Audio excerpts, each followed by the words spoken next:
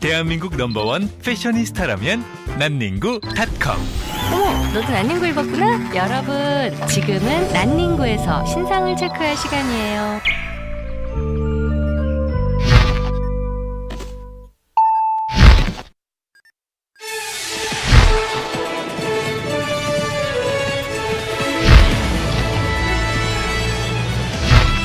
지금부터 라디오와 텔레비전, 인터넷으로 동시 방송되는 SBS 8시 뉴스가 시작됩니다.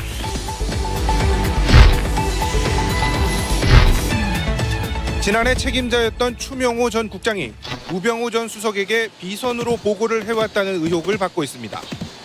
분석국은 보안국 등을 통해 수집된 정보를 분석해 보고서를 만드는 업무를 맡았습니다. 지난 2013년 박원순 서울시장의 정치적 영향력을 축소시켜야 한다는 이른바 박원순 제안문건을 작성한 걸로 지목된 곳이기도 합니다. 이 두 가지 의혹은 모두 국정원 적폐청산 TF의 조사 대상으로 이르면 다음 달 초에 있을 일부 사건의 조사 결과 발표에 포함될 수 있습니다.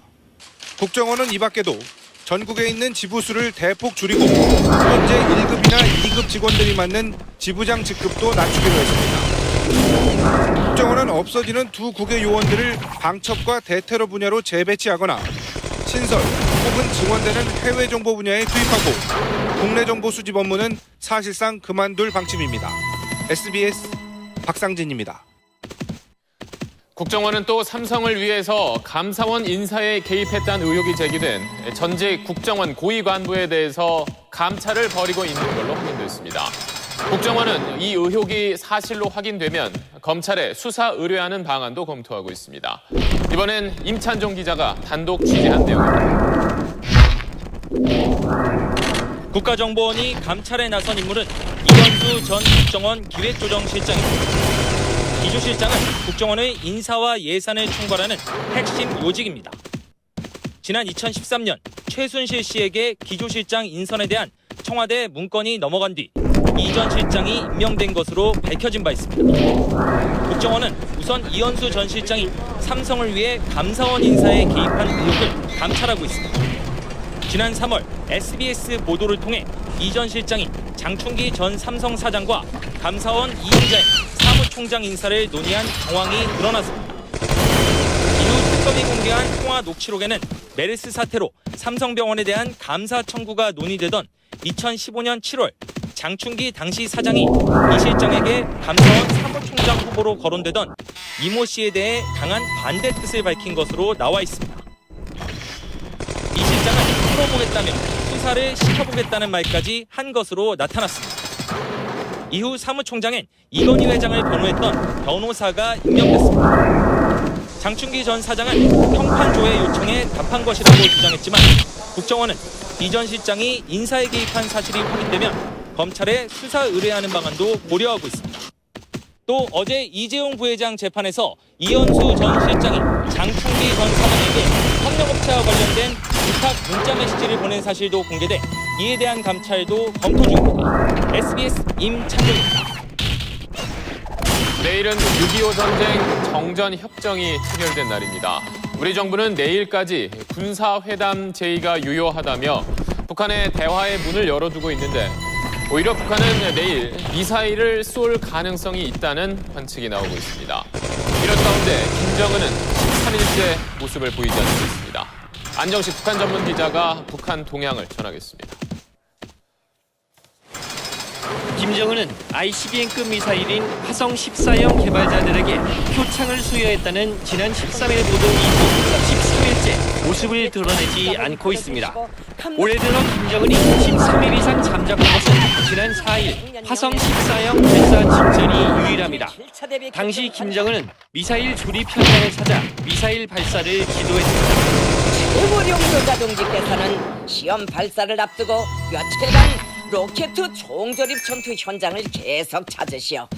이번에도 새로운 미사일 발사를 위해 공기 활동을 삼가고 있을 가능성이 있습니다. 북한은 오늘 전승절 기념 중앙보고 대회를 열고 적들이 오판한다면 미국 심장부에 핵 선제 타격을 가할 것이라고 위협했습니다. 다른 한국도 없이 아메리카 제국의 심장 내에 가장 적절한 진군의 핵 선제 타격을 가하여 북한이 ICBM 재진입체 실험을 위해 새로운 발사 실험을 준비하고 있는 징후를 미 정부가 포착했다는 보도도 나왔습니다. 통일부는 오늘 정례 브리핑에서 대화에 데드라인은 없다며 북한의 호응을 기다리겠다는 입장을 밝혔지만 북한이 추가 도발을 감행할 경우 대화를 재개하려는 정부의 노력은 당분간 난관에 부딪힐 전망입니다. SBS 안정식입니다. 이런 북한을 향해서 미국 정부는 더욱 강한 압박과 제재를 예고했습니다. 미국 국방부는 이르면 내년에 북한이 대륙간 탄도미사일을 실전 배치할 수 있다고 예측했는데 당초 예상 시점보다 2년이나 빨라진 겁니다. 이 소식은 워싱턴에서 정하석 특파원입니다.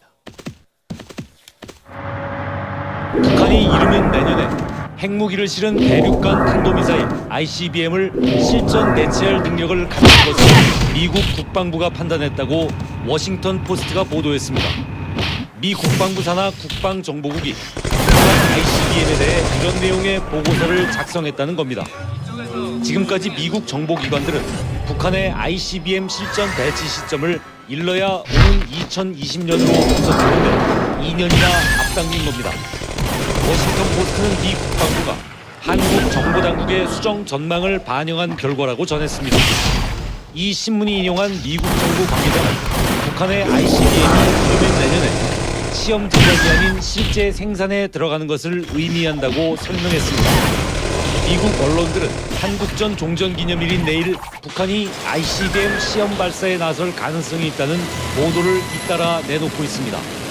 미국 정부는 더 강한 압박과 제재를 예고했습니다. 북한 김정은이 폰세를 풀어서 만드는 방법을 압박이라는 것을 세계가 인식하고 있습니다. 이런 가운데 미 하원은 오늘 북한의 원유와 석유제품 수입을 봉쇄하는 내용의 새로운 대북 제재 법안을 압도적 표차로 통과시켰습니다. 워싱턴에서 SBS 정하석입니다. 문재인 대통령이 내일과 모레 청와대에서 기업인들과 첫 만찬을 갖습니다. 형식은 간담회지만 따로 맥주도 마시면서 격이 없는 대화를 나눌 계획입니다. 먼저 정유미 기자가 전합니다. 문재인 대통령과 기업인들과의 만찬 간담회는 청와대 상층제 앞에서 맥주잔을 기울이는 호프 미팅으로 시작합니다. 참석자들은 이어 실내로 이동해 공식 만찬을 갖습니다. 전체 일정은 1시간 15분이지만 청와대는 시간을 구애받지 않겠다며 사실상 무제한 대화임을 강조했습니다. 짜인 각본 없이 솔직하고 격이 없는 대화를 나누는 게 가장 중요하다는 이유에서입니다. 시나리오가 없습니다. 발표 자료도 없는 상태로 발표 순서나 시간 제한도 사실상 없는 이른바 격식을 파괴하는 방식으로 주된 주제는 일자리 창출과 대기업 중소기업 상생 협력 방안입니다. 문 대통령은 특히 기업인들의 의견을 경청하는 데 집중할 걸로 알려졌습니다. 과거 대통령의 발언을 재벌 총수들이 받아 적는 일방통행식 방식에서 벗어나겠다는 주장입니다. 내일은 특별 초청 대상인 오뚜기에다 재계 서열 순위가 짝수인 현대차와 LG, 포스코, 한화 등 8개 기업 대표가, 올해는 홀수 기업인 삼성과 SK, 롯데, GS 등 7개 기업 대표가 참석합니다. 청와대는 노동계와 중소, 중견기업, 소상공인들과도 잇따라 간담회를 열어 대통령과 모든 경제 주체와의 소통을 강화할 계획이라고 밝혔습니다. SBS 정유미입니다. 재계에서는 내일 그룹의 총수급들이 대거 참석합니다. 간담회를 앞두고 상생과 일자리 창출 방안을 앞다퉈 내놓은 기업들은 애로사항을 허심탄회하게 전할 수 있는 자리가 되길 기대하고 있습니다. 기업들 분위기는 정현 기자가 내일부터 이틀간 열리는 간담회에 삼성에선 구속 수감 중인 이재용 부회장을 대신해 권오현 부회장이, 현대차는 정의선 부회장이 참석합니다. 모레 재판 일정이 있는 롯데 신동빈 회장은 참석을 위해 재판부에 양해를 요청했고, 그 밖의 기업 대부분은 총수급들이 참석할 예정입니다. 참석 기업들은 간담회를 앞두고 더불어 잘 사는 경제라는 정부 기조에 맞춰 상생과 일자리 창출 관련 대책을 앞다퉈 내놨습니다. 삼성, 현대차, LG, SK는 상생을 강화하기 위해 협력사에 대한 지원 방안을 발표했고, 두산과 CJ는 비정규직 파견직 근로자를 정규직으로 전환하거나 직접 고용하겠다고 밝혔습니다. 기업의 경영 환경이 나날이 어려워지는 상황에서 애로사항이나 건의사항 등을 제대로 잘 전달할 수 있는 자리가 되었으면 좋겠다는. 재계는 저성장 국면 속의 각종 규제와 중국 사드 보복으로 인한 어려움에 대해 설명할 것으로 보입니다. 사업상 여러가 있다면 그런 부분도 좀 더 자유롭고 허심탄회하게 논의를 수 있지 않을까 생각합니다. 우리나라가 규제라든가 이런 게 막혀있는 부분이 많거든요. 재계는 특히 최근 논의되고 있는 정부의 법인세 인상 방침에 대한 우려감도 피력할 것으로 알려졌습니다.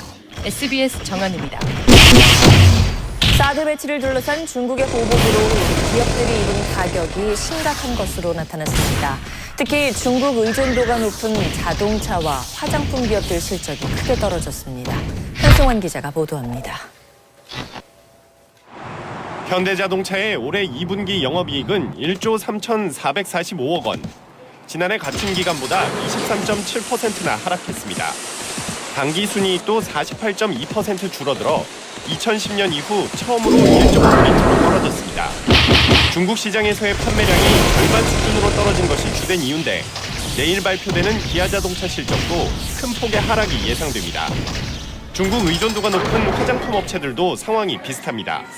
아모레 퍼시픽 그룹의 2분기 영업이익은 지난해 같은 기간보다 57.9%나 떨어졌고 LG 생활건강의 화장품 부분 영업이익도 2.7% 감소한 것으로 나타났습니다. 지난 3월 중국이 한국 단체 관광을 금지하면서 본격적으로 영향을 미치고 있는 겁니다.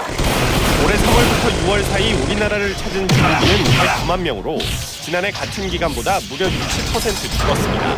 부정적인 여론이 확산이 돼 있기 때문에 한국 브랜드 제품에 대한 구매를 좀 망설이게 되고 그 결과가 이렇게 온 거라고 볼 수 있겠죠.